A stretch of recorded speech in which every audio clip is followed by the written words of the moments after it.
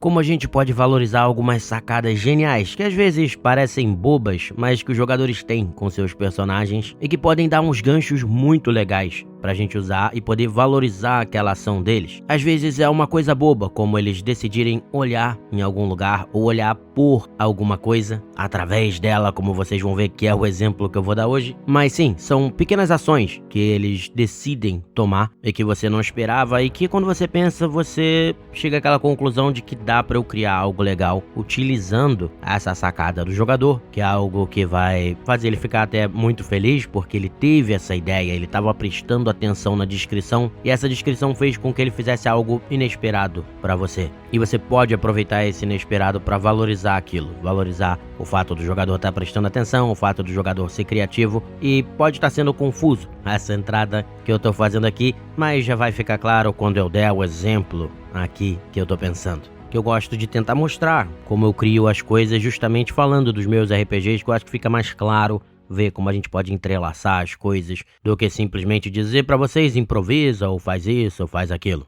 E como sempre, aqui é o Leonardo Chaba, eu tenho um recadinho pra vocês. Ainda não consegui acertar os podcasts que eu quero fazer na semana. Nessa semana eu vou fazer esse hoje e vou fazer um maior que tá muito bom pra quinta-feira. Porque eu já quero estabelecer como quinta-feira sendo esse super podcast maior. E eu tô atrasando um pouco com os individuais porque eu tô juntando uma galera, um pessoal muito bom pra poder fazer um episódio de quinta sempre animal pra vocês, tá? E aí, além desse episódio de quinta, já bolando vários outros quadros que a gente vai poder usar, vai ter convidado. Então vai ser um podcast, né? Ou Pensando RPG, vai ser um podcast totalmente voltado pra vocês, pras perguntas de vocês e a participação de vocês, pra gente criar algo muito maneiro. Por isso, até se vocês estiverem gostando dos episódios, compartilhem, que é a melhor forma dos podcasts crescerem, principalmente a galera que ouve no Spotify e nesses outros lugares. Compartilhar faz muita diferença. E essa semana atrasou, na verdade, que eu tava fazendo uma pesquisa extensa para um outro projeto. Pode ser que demore algumas semanas, mas vocês vão saber se ele sair, quando ele sair, porque vai ser algo muito maneiro. Tomara que dê certo, que eu tô muito empolgado. Então foi por isso também, por causa dessa pesquisa extensa. E nossa, vai ser algo muito legal. Mas fiquem ligados no episódio de hoje também, que no final tem um quadrozinho novo. Eu acho que vocês vão gostar muito, para mostrar como o podcast é totalmente também voltado para vocês. Mas vamos lá para a história aí que eu queria contar.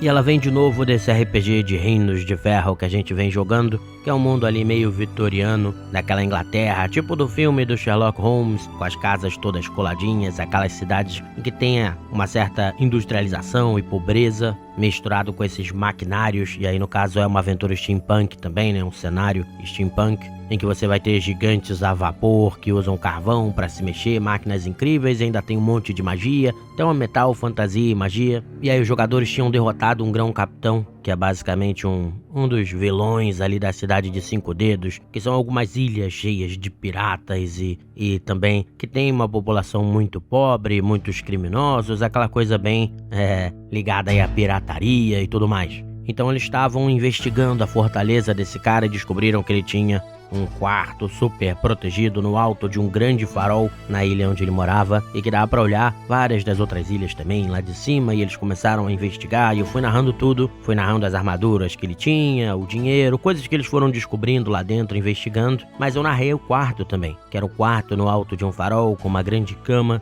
Eles já tinham desarmado algumas armadilhas ali, o chão na verdade era de metal, para que as pessoas que viessem por baixo pelo farol não pudessem atacar ele. O cara era meio paranoico, com uma certa razão também. Mas também tinha uma certa varandinha, uma varandinha do farol bonita que você conseguia ver as outras ilhas, foi o que eu narrei. E falei também que tinha uma espécie de telescópio, uma luneta ali, e continuei narrando o lugar, a sala. E aí, um dos meus jogadores fez algo muito interessante. Ele falou, cara, então eu fui ali fora, onde você falou que tem essa luneta, né? E eu olhei, eu não mexi, não toquei nela, eu olhei pra ver exatamente pra onde ela tava apontada. E olha só que coisa, como as coisas surgem do nada às vezes quando você tá jogando RPG. Porque eu tinha colocado a luneta como algo legal, né? Faz sentido, ele tá num farol, ele pode observar o céu e tudo mais. Mas ele é um grão-capitão preocupado com um monte de coisa e paranoico, então do nada, quando o jogador virou e falou, eu olhei a luneta pra ver pra onde ela tava apontada, eu achei, assim, uma manobra, né, uma ação genial. E geralmente eu gosto de valorizar essas ações que eu falei, caraca, faz todo sentido que um cara paranoico desse pudesse estar olhando alguma coisa. Poderia ser alguma coisa boba até, né, que poderia revelar alguma coisa sobre aquele personagem. De repente você ia ver que,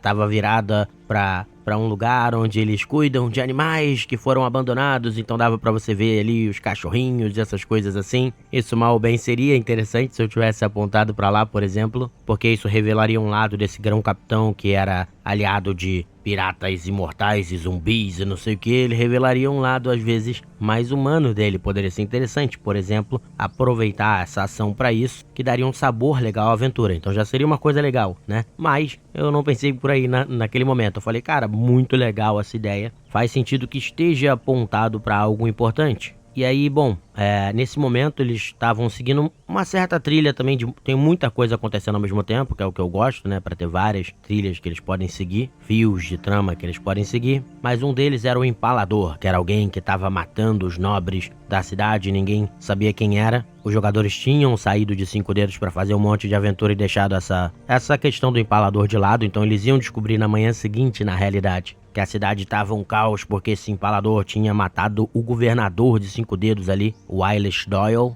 Então tudo tinha virado um caos, né? As guildas de mercenários, as gangues estavam brigando porque não tinha mais muita autoridade, estava um caos bizarro ali. Mas ao mesmo tempo os Kriegs também estavam atacando, utilizando alguns cristais para usar a corrupção do dragão, do Toruk, para transformar um monte de gente ali na Ilha do Asilo, que é onde ficam os mais pobres e tudo mais, em zumbi. Esses zumbis começaram a avançar pela cidade, matando gente, e esses zumbis são os ocos, que depois que eles morrem, quando eles matam alguém, muitas vezes essa pessoa volta também como um oco, então vai se multiplicando. Então basicamente na manhã seguinte eles acordaram com esse caos da Ilha do Asilo, que é próxima à ilha onde eles estavam, né, que é a ilha onde eles estavam fazendo agora a base deles, e esse monte de zumbi, as pessoas desesperadas tentando fugir da ilha, ninguém sabendo como é que vai lidar com aquilo. E aí até agora, depois de eles fazerem um monte de coisa, eles meio que estão tentando ver como resolver o problema da Ilha do Asilo, que era uma desses fios de trama, mas eles iam descobrir isso indo pra Ilha do Capitão, que é a ilha principal, pra cada um fazer o que eles queriam fazer. E aí uma das coisas que eles poderiam fazer é que um dos jogadores, que é um investigador, ele teve uma informação lá dos informantes dele de que num cassino ele poderia achar informações sobre a retribuição de Syra, que é o grupo que ele estava procurando, e que ele podia achar algo por lá. O que ele não sabia é que lá, uma das pessoas que jogava era um Yossano, que é da raça dele, que é tipo o elfo desse RPG, e que esse Yossano era o Empalador, então ele poderia eventualmente descobrir isso, mas se ele fosse no cassino agora, ele até não ia encontrar ele lá, ele ia encontrar rumores de um Yossano que vinha jogando e ganhando de todo mundo ali, o pessoal tava meio de saco cheio com ele, mas que por uma coincidência ele não tinha vindo hoje. Aí eu não sei se o jogador ia perceber ou não que não é tão coincidência assim, já que foi o mesmo período em que o governador foi assassinado, enfim. Então já tinha um caminho ali para eles encontrarem talvez esse Empalador, se esse investigador resolvesse ir para esse cassino. E ele resolveu ir com um outro jogador, e aqui o grupo se separou, eles não se separam muito, mas se separou até porque na verdade um dos jogadores precisou resolver uma coisa, e aí depois ele ia vir jogar sozinho a parte dele quando a gente já tivesse terminado o RPG. E era o jogador da luneta, mas então os outros dois seguiram e acabaram decidindo ir sim pra esse cassino, e não pra Ilha do Asilo, ou tentar lidar com as gangues e tal, e foram pra lá. Mas isso aí não importa pra história de agora, importa o cara que olhou pela luneta. E esse cara olhou e viu que na verdade ela apontava para uma casa na Ilha do Capitão. Parecia uma casa mais pobre e tal, e não parecia ter nada demais ali. Mas ele falou, poxa, para esse grão-capitão tá apontando para lá, tem que ter alguma coisa lá. E aí ele resolveu na manhã seguinte ir pra lá. Só que como no meu RPG o tempo e as suas decisões têm peso, né? Como eu falo sempre pra vocês, ele tinha que lidar com a ameaça de um outro grão-capitão que tava ameaçando ele. Então tinham gangues e guildas de mercenário que ele meio que precisa ganhar ou dominar pelo medo para que eles não se alinhem a esse grão-capitão e gerem problemas pra ele. E tinha essa questão da luneta, então ele não sabia muito exatamente o que fazer. Ele decidiu falar com alguns dos NPCs ali em que ele tem mais confiança, que são meio que capitães dele, que tem uma ligação legal e que ele confia. E aí ele foi ordenando que, você vai falar com as gangues, você vai fazer isso. Então ele meio que delegou essas funções exatamente para a investigação dele nessa casa não gerar um problema quando ele voltasse. Então isso é legal, que o cara já sabe que, eu não fazer alguma coisa pode fazer com que apareça problema depois. O mundo não para só reagir ao meu personagem. E então ele foi. E na realidade, essa casa, foi o que eu pensei. Falei, cara, o grão-capitão ele também estava meio encucado, preocupado com esse empalador. E ele até tinha razão, porque era o tipo de pessoa que iria querer, talvez ir atrás dele também, pela ligação dele com os Kriegs e com uma certa necromancia, enfim. Então eu falei, caraca, já que o jogador teve essa sacada absurda, eu vou botar que a luneta tá apontada pra casa desse cara, então ele vai poder encontrar esse cara. E a minha ideia na hora, né, porque aí deu essa questão do jogador ter que sair, e aí o grupo separou, mas a minha ideia era o grupo todo ir junto pra lá, se eles decidissem ir pra lá. E lá eles iam achar o diário do cara, se eles investigassem o armamento, as madeiras que ele usava pra empalar os adversários e botar em praça pública e tudo mais. E aí eles poderiam esperar e emboscar esse cara se eles quisessem. Mas aí o grupo separou e aí até gerou uma coisa legal, porque o outro pessoal conseguiu encontrar o cara lá através do cassino, jogando, e até capturar ele, e vieram trazendo o cara pra casa dele,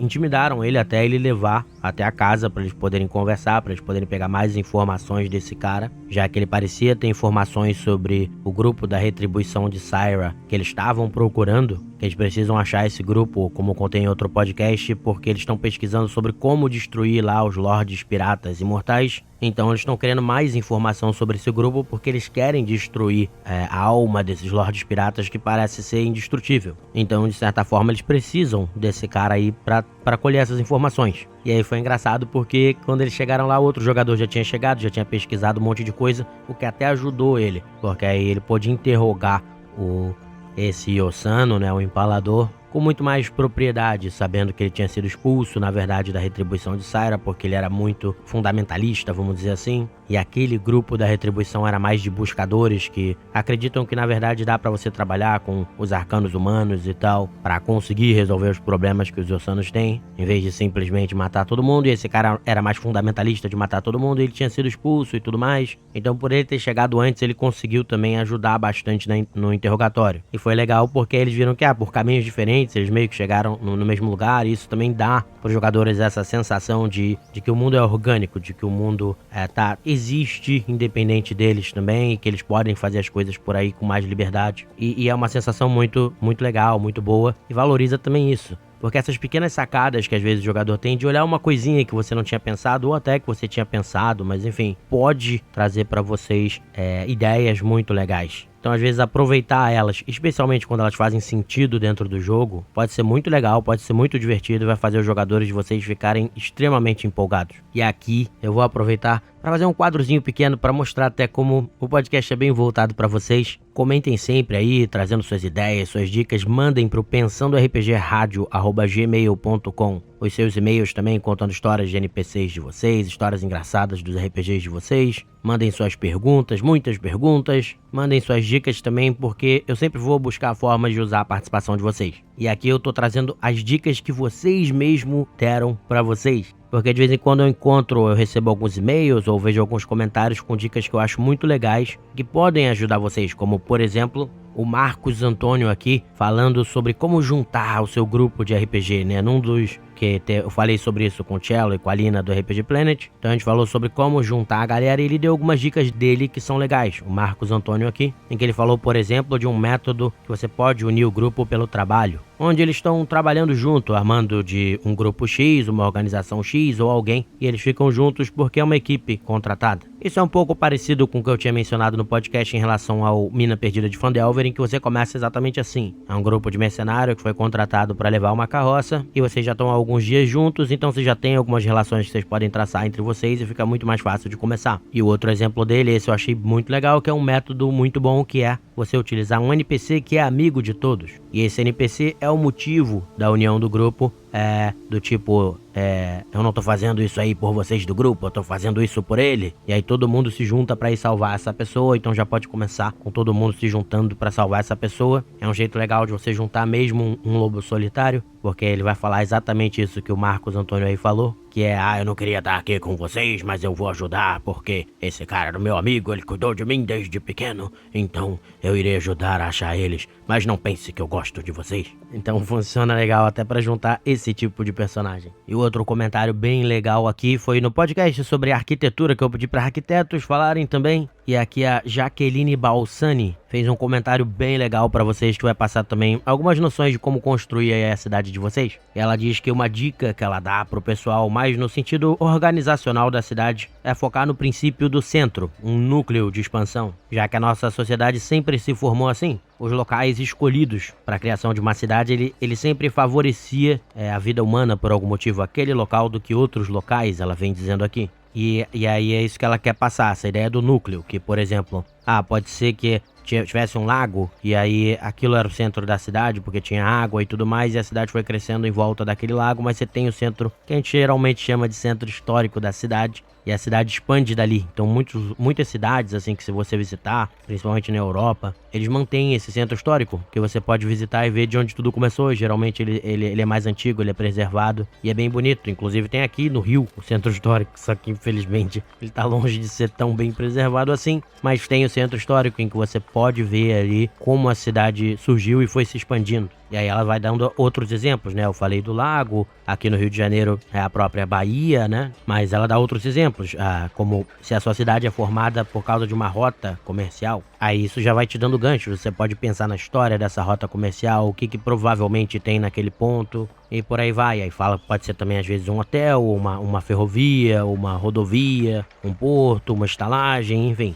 Então eu achei uma dica bem legal. Ela também vai falar da própria religião, que note que as cidades mais antigas no Brasil possuem um centro religioso, pois a religião era o centro da comunidade. Já as cidades novas possuem mais centros comerciais e corporativos. Por quê? Porque hoje a questão econômica é mais importante do que a questão religiosa. Então você também pode pensar nessas coisas, de que o centro daquela cidade e como ele foi formado também vai dizer muito sobre aquela cultura. Então eu achei muito legal a participação dela, quis trazer pra vocês. E achei legal também aqui um comentário da Bárbara Manzano sobre os NPCs, que eu tinha falado de você criar os NPCs e a interação deles com os jogadores e como muita coisa pode surgir daí. E ela veio falar exatamente disso, dizendo aqui o seguinte: sou uma mestre iniciante e uma vez tinha criado uma NPC que era bidimensional. Eu tinha pensado só no básico, porque achava que não ia ser muito necessário mais do que isso. E aí os jogadores interagiam com ela, que era uma atendente da guilda deles. Mas aí um jogador me surpreendeu a chamando pra sair depois e tomar uma cerveja. E tipo, foi o primeiro que deu mais atenção a essa NPC. E foi bater um papo ali por diversão, o que me fez ter uma ideia aí maior de desenvolvimento e profundidade para essa personagem, para essa NPC. Até mesmo me dando uma ideia de uma side quest, né? Uma aventura paralela ali relacionada com essa NPC. E aí é que a Bárbara diz que achou isso muito legal, porque foi uma coisa, né, que surgiu de uma ação do jogador, que bate até com o tema desse podcast, né? Uma ação que o jogador tomou e que fez com que um NPC se tornasse algo muito maior na história. E aí já gerou ganchos de trama para eles explorarem, missões para eles explorarem. E isso que é muito legal. Essa que aí é a mágica do RPG. Quando você deixa as ações dos seus personagens também criarem juntamente com você, né? Todo mundo junto, criando junto, de um jeito que a gente não sabe nem explicar, mas que surge muita coisa legal. E é isso, eu vou tentar trazer aí dicas que vocês mesmo trazem também no podcast, porque é isso, o podcast é de vocês, é pra gente se divertir junto, do mesmo modo que o RPG deve ser jogado. Então, é isso aí, pessoal. Espero que vocês tenham gostado desse episódio e até nosso próximo programa. Grande abraço!